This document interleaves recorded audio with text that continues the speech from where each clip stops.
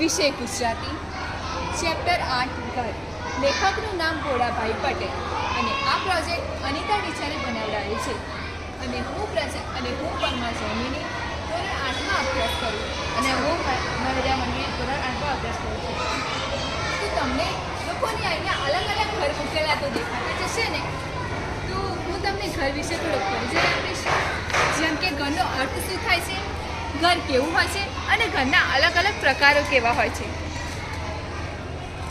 ઘર એ એવું સ્થાન છે જ્યાં આપણો પરિવાર સાથે વસવાટ કરીએ છીએ, જ્યાં આપણું ઘર પણ પસાર થાય છે અને સ્મૃતિઓ બની રહે છે.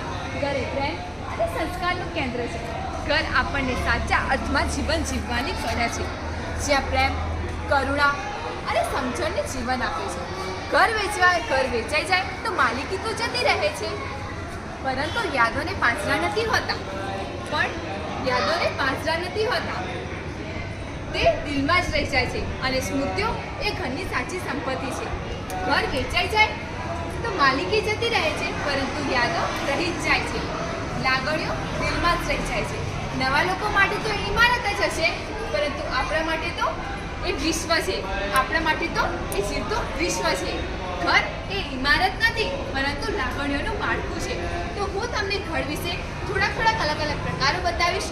જેમ કે ઘરના અલગ અલગ પ્રકારો પણ હોઈ શકે. જેમ કે આ ગામડાનું ઘર છે, જે ઝોપડીવાળું પણ હોય છે અને આની અંદર ઠંડક પણ થઈ શકે છે. અને આ છે શહેરનું ઘર. કોઈ અમીર પરિવાર હોય તો તે બંગલો પણ રાખી શકે છે.